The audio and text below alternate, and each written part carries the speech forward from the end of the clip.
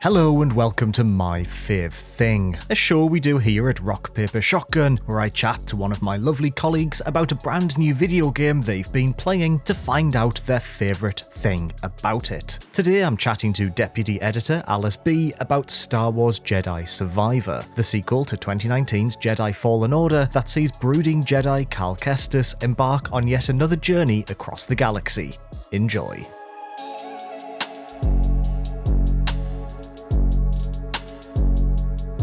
Hey Alice, how you doing? Welcome back to the channel. Thanks for having me. Always a pleasure, never a chore. So you've been playing a bit of Star Wars Jedi Survivor. What is your favourite thing from this sequel? My favourite thing in Star Wars Jedi Survivor are the combat barks from enemies, most specifically the B1 droids. Sure feels good to be back in action. Yeah, 20 years folded up really does a number on the joints. Tell me about it. I think my joints were beginning to rust. Who are they're the scrub tier droids that are from the prequels, you know, the long faced guys with the little snoot. Yeah. They're very funny. They give the whole game a kind of prequel memes sort of air, I think, that I enjoy. But the combat barks in general are quite fun. And each of the enemies sort of has a different style to them. Like there's a group called the Bedlam Raiders who are just like naughty boys, you know, who are just like a bunch of lads. And they have quite a kind of like, like a fight club / you know, BDSM that sometimes they'll be like, hit me again. And oh my God. I enjoy that. And then the stormtroopers are very, you know, stormtroopery, except I think about 20% of them sound a bit like, and this is a deep cut, do you remember the Family Guy Blue Harvest episodes? Yeah, I do. Yeah. they did their version of Star Wars, which when I was a teenager I thought was hilarious. And some of the stormtroopers in that are like really peppy, and they are in this as well. So like sometimes, but not always, it all lines up that like one of them will run at you yelling something like, I'm trying to get a promotion, and then you immediately parry him, slam him to the floor, and like stab him through the dick with your lightsaber. Oh my God. It's like emergent gameplay. That's an interesting direction for them to go in for these human beings you're murdering, is to make them quite likeable. That is the thing. Well, I mean, the, you know, cogs in the machine, I suppose. But that's why the B1 droids are my favourite, because they're not people. Or are they? But, you know, it's beyond the remit of this channel to get into where the robots are people. That's great. Let's just pivot the direction to the sentience of Star Wars robots. How much has combat changed in this one compared to Fallen Order? Sort of quite a bit and not at all, simultaneously. Right, okay. You have stances, which you did in the first one, but this you have your single blade, and then you have your dual blade, like Darth Maul, the cool boy from the prequels. And now you have, I think in the first game you could do like dual blade for a bit, like as a special move, and now you can, that's just a whole other combat thing. And there's one that's a single blade with a blaster, with a little gun, like doing the kind of... That's quite cool.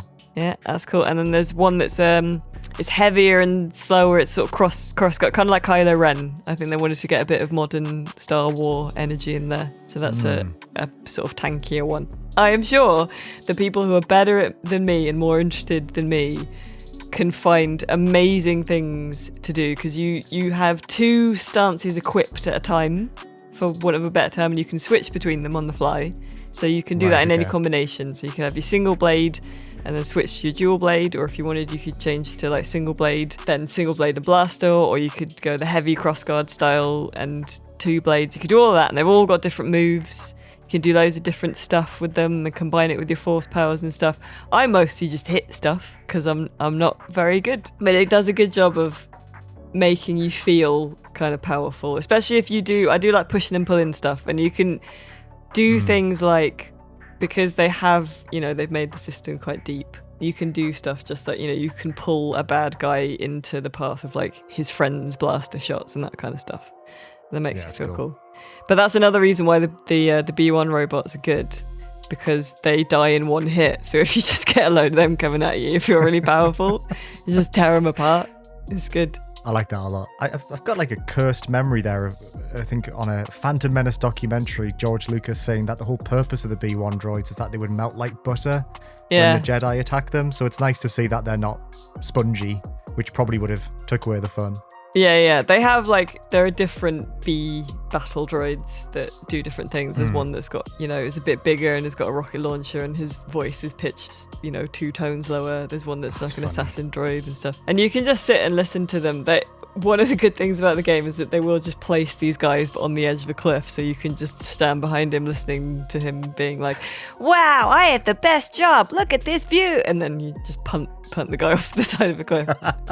Sort of similar to how some of the stormtroopers are very peppy. Sometimes a B1 droid will go to throw a grenade at you and then it'll get stuck on himself and he'll be like, ah, or juggle it and drop it and stuff. It's good.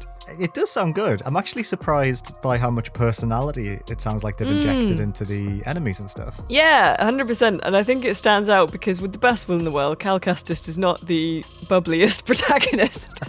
But that's fine. He's every man. He's every Jedi. He's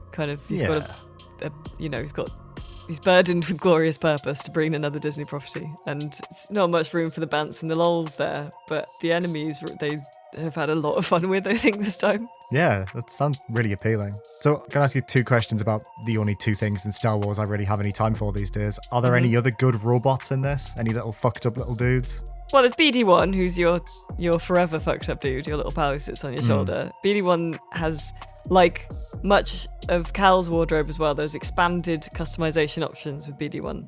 So you can now not only change BD1's paint job and make BD1 pink or bright orange or whatever you want, you can also swap out different bits of BD1. So there's his head shape, there's body shape, there's little ear receiver things and legs. So you can get different sort of looking ones of them.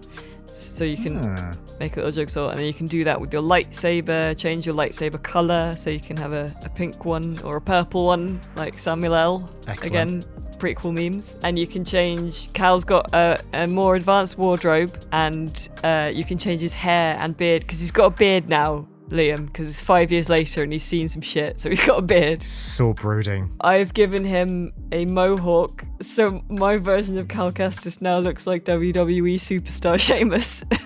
Incredible. That's so good. It's got a mohawk and a beard. It's great. I'm loving life. But BD1's your main little robot. And there are some other ones as well. There's one that's quite annoying, but is sort of spiritually a C-3PO kind of, protocol, posh English, bit nervous, walks a bit funny. There's a bartender robot who's quite fun. There's a DJ robot that you can pick up as well, because one of the things in this one is that you get a home base, which is a little village, a little outpost on the first planet you visit, and you can find people on your adventures who go back there and open up more shops and make it nicer and stuff. So the Pyloon Saloon, the kind of hub bit, gets more people in it as you do more stuff, including a DJ robot, and then you can collect songs. I think we were saying Hayden, our guys writer, has found 600 collectibles so far, which is too many. Exhausting. But can you get songs for the DJ? Yeah, you can get songs for the DJ. Some of the collectibles, obviously your clothes, your hair, you can get a bun, your beard, all the bits for BD1, bits for your lightsaber. You can collect a kind of metal that you trade in for more hair and beard. There are data discs that you trade in for different colours of metal and material to make BD1. There are loads of things. Scrolls on another Jedi planet. There's shitloads, mate. And I would suggest that they are mostly unnecessary. But that's one of the things about this, I would say, compared to the first game. It is the first game, but more. And that is for good and ill. So it's got more and better combat, but it's also got more useless shit. So... yeah. It sounds like a very traditional... I mean, you said this in your preview as well. It's like a traditional sequel, isn't it? Yeah. It's not going to take any risks. And that's fine. It's sort of like punk bands. If you like the first album, you're going to like the second album.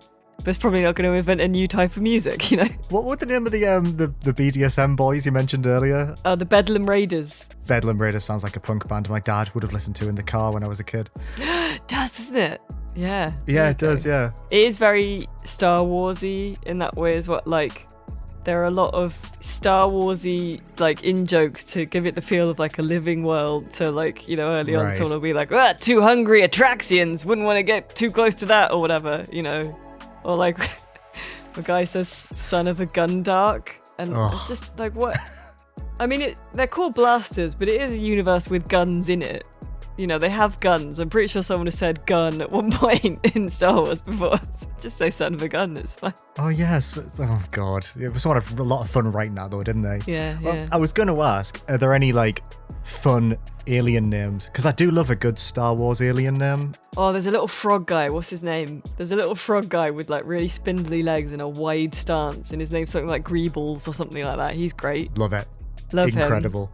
You do get little friends because you're sort of trying to get the gang back together of like some of the people that you met in the first game and were friends with, and you get new friends as well to sometimes join you in combat and do kind of double team stuff, but not often. For the most part, you are still by yourself, and they're just hanging out at the bar while you do all the legwork. Sounds great. So how do you feel about Star Wars at this moment in time? Because there's just so much more Star Wars now than there was when Fallen Order came out. There is, and even when Fallen Order came out, it was a bit, because, you know, my Star Wars games would be like your KOTORs and your Jedi Knight Jedi Academy, which was 2003 as well, I think. And, you know, for a long time that was the Star Wars you got, and now all of your free time could be taken up by watching Star Wars and stuff, you know. So it does feel more like, you know, grist for the mill in a way that maybe it didn't before, but it's still fun. Like, you still get to choose the color of your lightsaber, and it's also a very gamey game if you like that as well. Like, there are, you know, Zelda style puzzle dungeons, but for Jedi now, you know, it's all that kind of stuff. There's a lot extra in the game, so it will keep you occupied for many an hour. Just, you know, maybe you can't be arsed with that, and maybe you are sick of Star Wars, which I wouldn't blame you. You know, there is a lot of it, isn't there? A lot of Star Wars. There's too much. I liked it when there was six things in a couple of bad PS2 games, and I was happy. Oh, cool. Well, thank you so much for coming out to talk about Survivor. You can read Alice's review over on the website, and we will both catch you very soon. Bye for now. Bye.